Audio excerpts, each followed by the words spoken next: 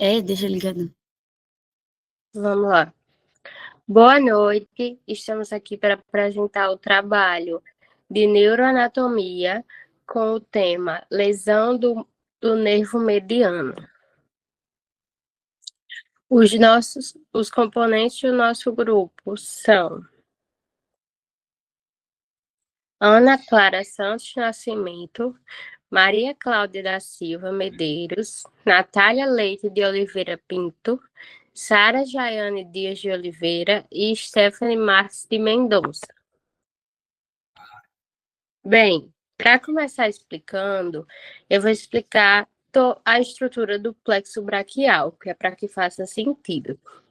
A estrutura do plexo braquial, ela é formada da C5 até a T1. E a sua organização segue a sequência: as raízes, que é no caso da C5 a T1, os troncos, as divisões, os fascículos e os ramos terminais, que no caso que a gente vai focar vai ser o nervo mediano. As raízes, o nervo mediano, ele recebe fibras de todas as raízes do plexo braquial, mas as suas contribuições principais, elas vêm da C6, C7, C8 e T1. Os troncos, as fibras que vão formar o nervo mediano, elas passam pelo tronco superior, que é a C5 e a C6, o tronco médio, que é a C7, e o tronco inferior, que é a C8 e a T1. As divisões. As fibras elas seguem pelas divisões anteriores, pois o mediano inerva principalmente o compartimento flexor do antebraço e músculo da mão. Aí os fascículos. Tá no slide errado, Cláudia. Os fascículos. O fascículo lateral, ele fornece a raiz lateral do mediano e o fascículo medial fornece a raiz medial do mediano. As duas raízes, no caso os dois fascículos, eles se unem e vão formar o nervo mediano, que segue pelo braço sem emitir ramos e entra no antebraço, entre as duas cabeças do pronador redondo. Pode passar, amiga. Passa, Cláudio. Sobre a inervação. O nervo mediano ele vai ser responsável de forma do motor, ele vai ser responsável pelos pronadores do antebraço, pelos flexores do punho e dos dedos, exceto o flexor ulnar, pela eminência tenar, que é o oponente do polegar. E já de forma sensitiva, vai ser responsável pela face palmar do polegar, pelo indicador, pelo dedo médio e por metade do radial do anelar. E também pelas pontas dorsais desses dedos, que foram, no caso, o polegar, o indicador, o médio e a parte radial do anelar.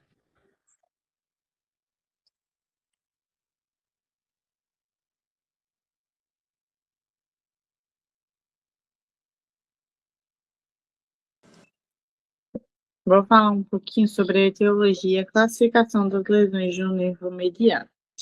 As lesões do nervo mediano podem ocorrer em qualquer ponto do trajeto, seja desde a axila até o punho. Os principais mecanismos de lesão são os traumas de alta energia, que podem ser fraturas do húmero distal, luxação do cotovelo, fraturas do antebraço e ferimentos cortantes. Temos também as lesões obstétricas, e geralmente temos a síndrome de Herbig-Doquin, que geralmente está associada ao plexo superior do braço, e a de Camplick também, que geralmente dá nos membros inferiores, na parte mais inferior. Pode envolver fibras que compõem os nervos medianos. A de Herbig-Doquin geralmente está associada a C5 e a C6 e pode comprometer a parte motora. E a de Klumpke geralmente está associada ao C8T1 e tende a afetar mais fibras de estágio mediano, com a musculatura intrínseca da mão. Temos também as lesões por compressões, que se dá, enfim, através da síndrome do pronador, que seria a compressão no antebraço, síndrome do carpo, que é a compressão no túnel do carpo, né? Tem caso sensitiva e motora distal, e as compressões tumorais ou iatrogênicas, que são as pós-cirúrgicas. E, por último, as lesões latrogênicas, que seriam após algumas cirurgias ortopédicas no punho ou no cotovelo, e acesso arterial para cateterismo pela artéria braquial.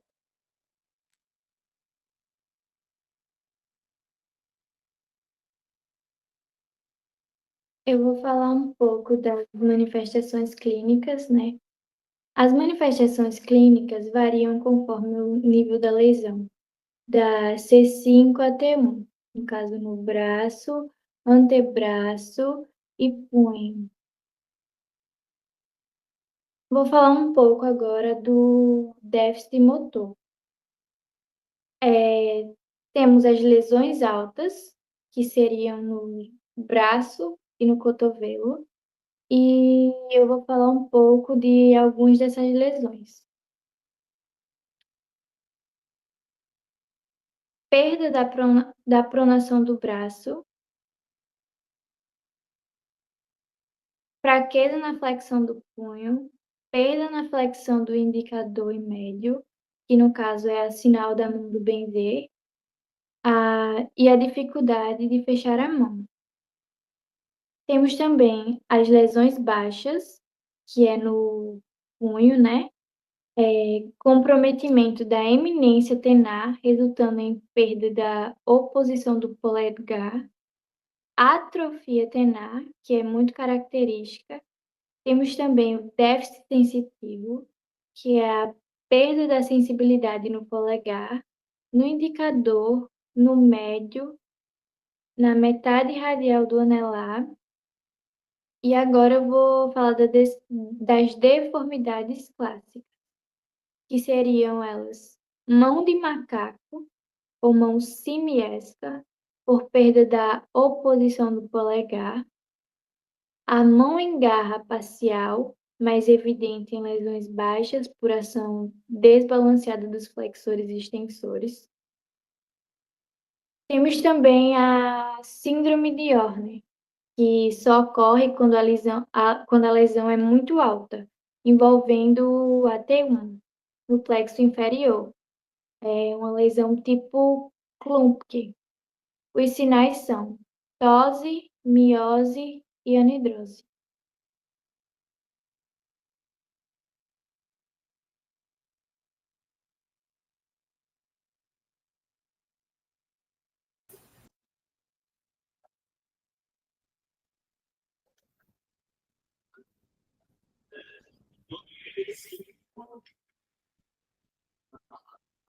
Agora eu vou explicar sobre os princípios de tratamento das lesões do nervo mediano.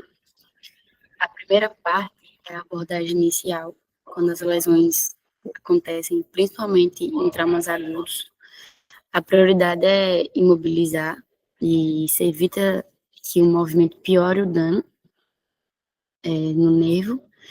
Depois disso, se faz um controle da dor e começa uma fisioterapia precoce para manter a amplitude do movimento e evitar que atrofie e para trabalhar o fortalecimento, a mobilização neural dos movimentos finos. Depois tem a fase de observação e tratamento conservador.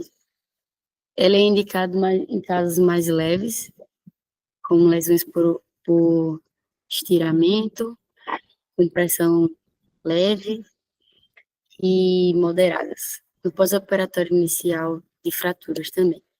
Nessa fase, o paciente precisa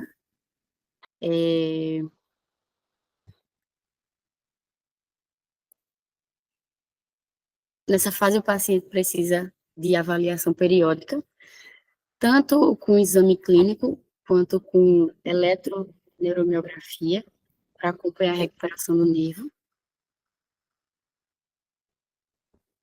E a terceira parte do tratamento é a indicação cirúrgica.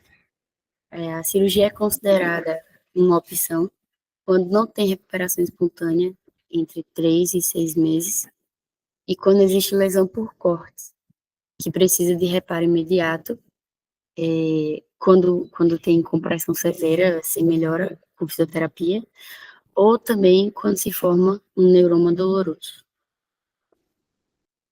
E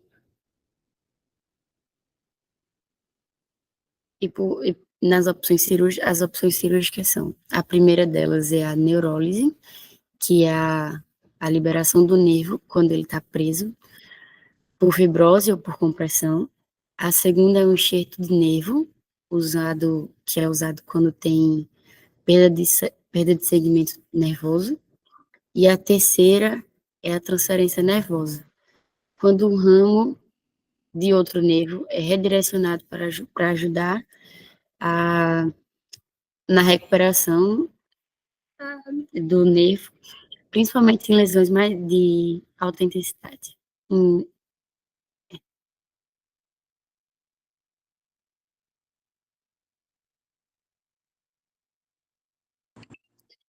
E essas são nossas referências, né, que nós usamos o livro Netter, o Atlas de Anatomia, e Tortro, Princípios de Anatomia e de Fisiologia.